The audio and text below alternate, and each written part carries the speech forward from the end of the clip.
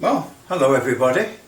Another little video, and this time it's not CB radio. It's another one about pat testing and what's going on. I'm not an accomplished pat tester by any means. I'm more an electronics guy that repairs CB radios, but I got a little bit involved with pat testing, and what I'm going to talk about today is the test box. I got one of these test boxes, which is a useful little gadget, because you get your pat tester, and of course you're supposed to have it calibrated, and it costs an arm and a leg and messing around posting it away to get it calibrated. And I don't really see a need for it. People might argue the point, but I don't see the need. If you have a decent calibration box and you plug it in, and if it's supposed to be a 1 meg ohm calibration box with a good quality precision 1 meg ohm resistor in it, and it reads 1 meg ohm, well then your box doesn't need calibrating, in my opinion. The rules and regulations give certain levels for pass and fail using precision resistors, and I'm just going to talk about class 1 devices at the moment. Class 2 are slightly different values, but to keep it simple, class 1 device. The class 1 device has a pass-fail limit of 1 meg ohm, and there's another figure for the earth leakage. Earth leakage, I think, is it 0.1 of an ohm, but we're just concentrating on the 1 meg value at the moment, 1 meg ohm. Is it 0.1 of an ohm or 0.01 of an ohm for the earth? I don't know, I'll look it up. I've got it written down somewhere.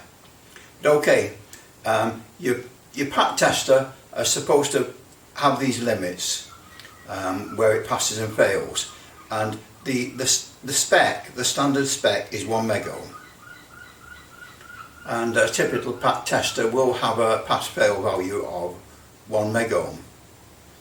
However, just to complicate things, there's another pat tester which you can buy new on the market, and that's got a pass-fail level of 2 meg ohms.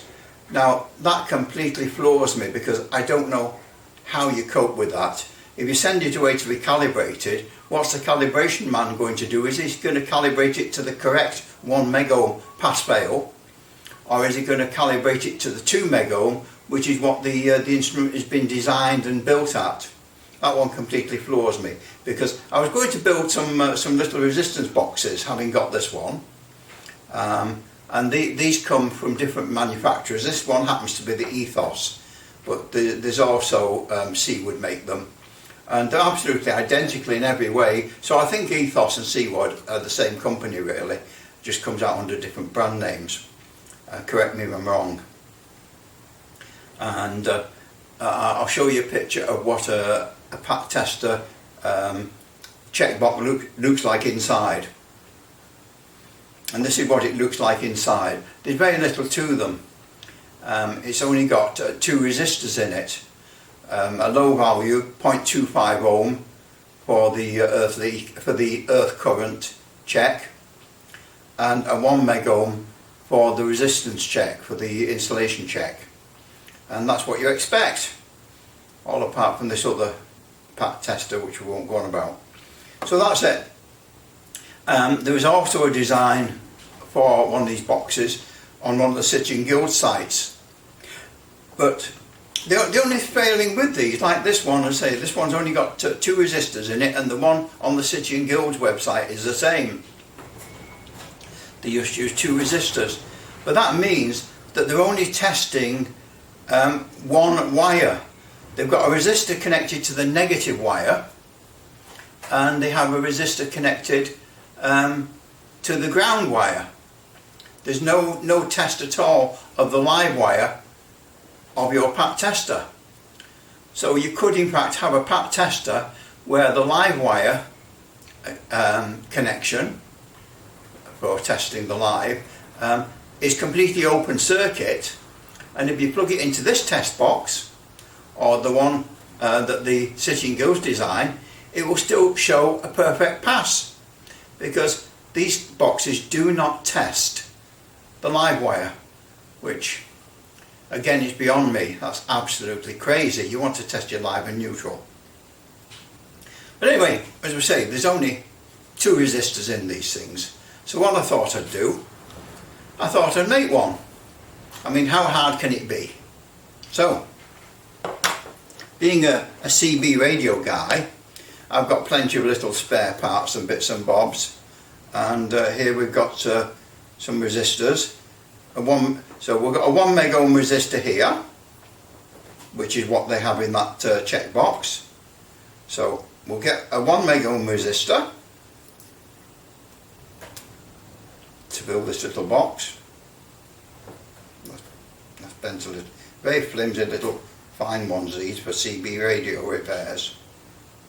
So that's our 1 meg ohm resistor, the same as they have in the checkbox. Now, amongst my bits and pieces of spares, I couldn't find a 0.25 ohm resistor. But what I have found is a 1 ohm resistor. I mean, it doesn't really matter what value you use, as long as your pat tester, when you plug this device into it, comes up with the right figure. If you're using a 1 ohm resistor instead of a 0.25, and you plug it into your pat tester, and your pat tester measures the 1 ohm and says it's 1 ohm, great, fantastic, it's working. But bit of good Ohm's law, if you have more than one resistor in parallel, the value changes. If you have a 1 ohm resistor and you put 2 in parallel, you finish up with half an ohm. So we put 4 in parallel, we'll finish up with 0.25 of an ohm, which is the value we want. Blowing a gale out there, coming in off the Irish Sea. Very, very unpleasant outside the little workshop here. Whether you'll hear the noise, I don't know, but very, very wild and windy.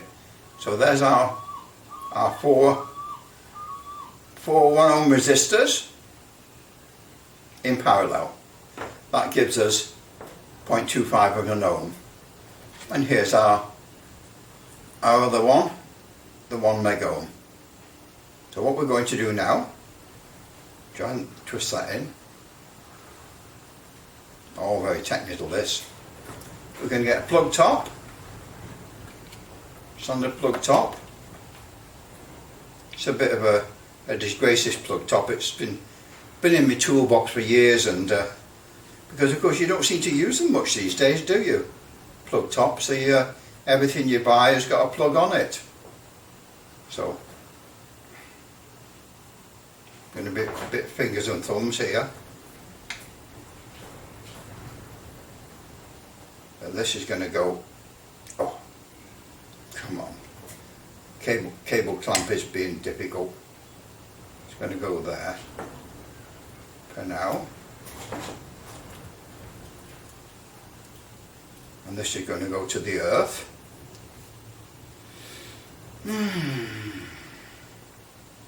I have got pliers, you know. I don't know why I'm not using them. Okay. Stick that there. Screwdriver.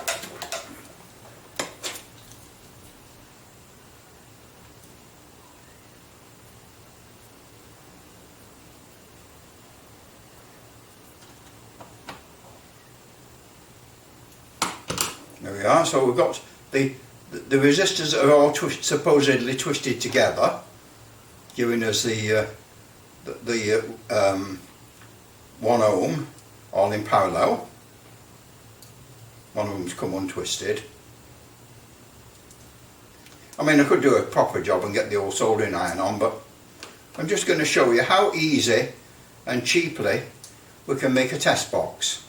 So that's those resistors there.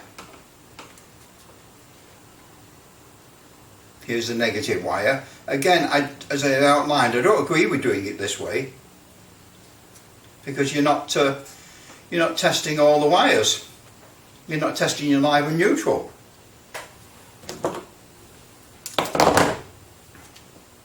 Just snip that off a bit.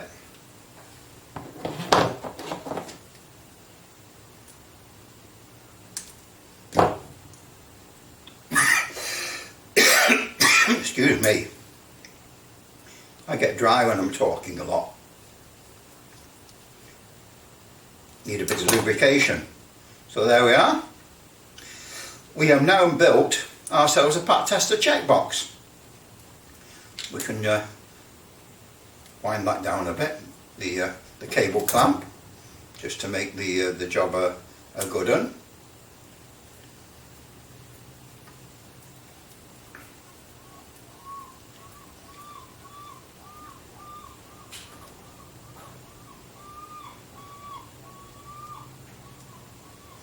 And this which has probably cost about 20p, plus an old plug out of the junk, should work exactly the same as the little black test box I showed you, which C would sell for about £50. And this should do exactly the same and give the same results. We shall find out.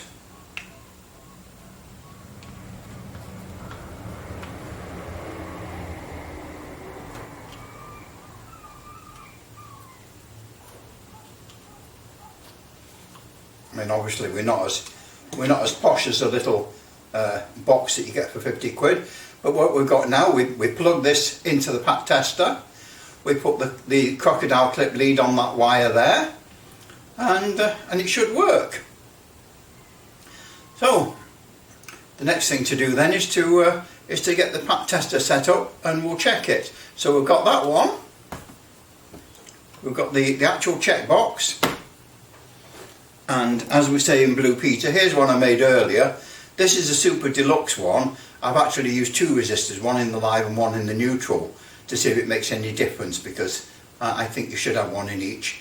And rather than a bit of wire sticking out with a crop clip, we've gone very posh and fitted a socket there to plug the test lead in.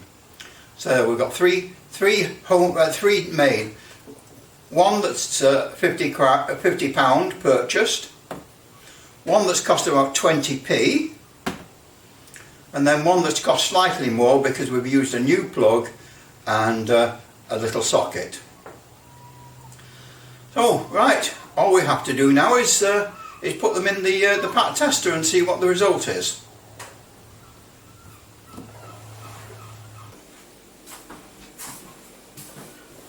Oh, good morning everybody. It is now the following day, and we're going to do a quick pack check of these boxes. So switch the tester on, and we'll see what happens. Just a little bit of a follow-up. The one that I did in the scruffy old plug from my toolbox, I did quickly check it just now, and it wasn't working at all because there was so much filth and mildew on the plug on the back on the contacts. So I had to quickly clean the brass pins of the plug, and we'll see how it works now. But it wasn't even making any contact. Right, so the first one we're going to try now is the £50 professional check box, which had one resistor in for the insulation and one for the ground continuity.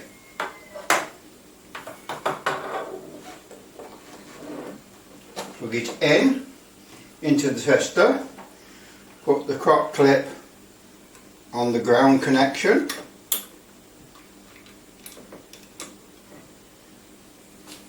and we'll start the test.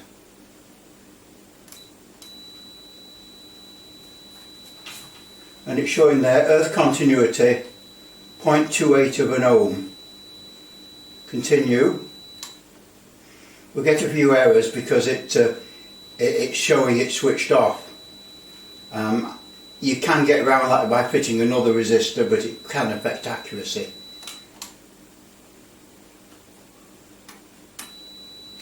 There we have it now. 0.98 of a megohm, just under 1 megohm insulation. So it's failing the insulation test because it's just under 1 megohm. And it's also failing the earth continuity because it should be better than 0.1 of an ohm, and it's showing 0.28 of an ohm because it's a 0.25 ohm resistor plus a little bit for the lead. So that is the official checkbox, and exactly how it performs: 0.98 of a megohm, 0.28 resistance. Right, so now we will test the cheap and cheerful one, which I did with a little very scruffy, exceedingly scruffy 13 amp plug from my toolbox. Connect the earth connection on it, which isn't easy with it this way up. Okay, start it off.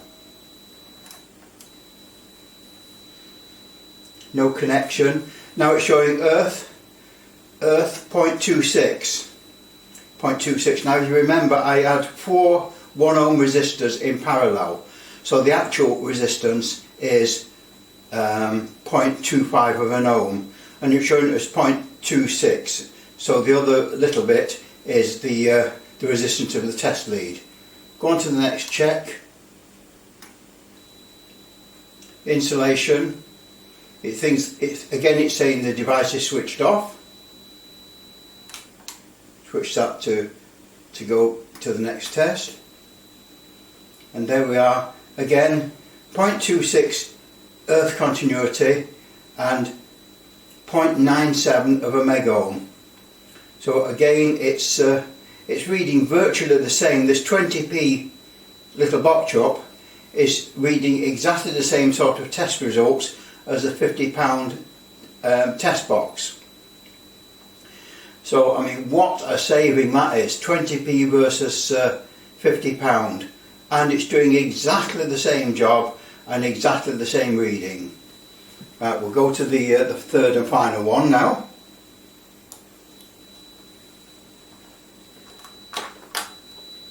I've just plugged in a banana plug in this one to make it easier to put the crock clip on.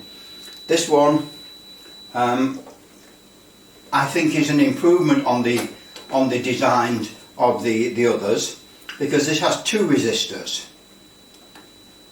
Instead of having a 1 megohm resistor, it has 2 resistors of 2 megohms or 2.2 megohms, one in the positive lead and one in the negative lead. So they should both switch into parallel with this tester, so we're doing a really good test because we're testing both leads at the same time, which the other testers ignore. Start it off.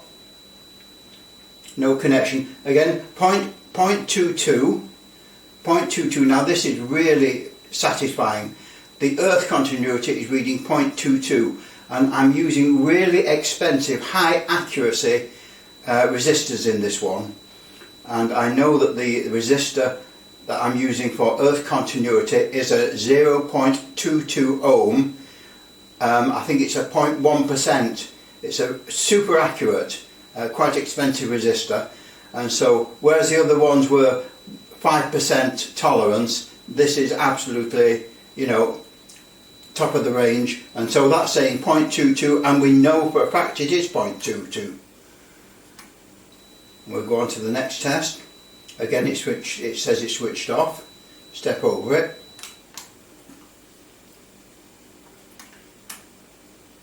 So 0.22, and the insulation 1.08 megohms. So again, that is very, very satisfying, because I know it's actually a couple of 2 megohm resistors, just over 2 megs, in parallel.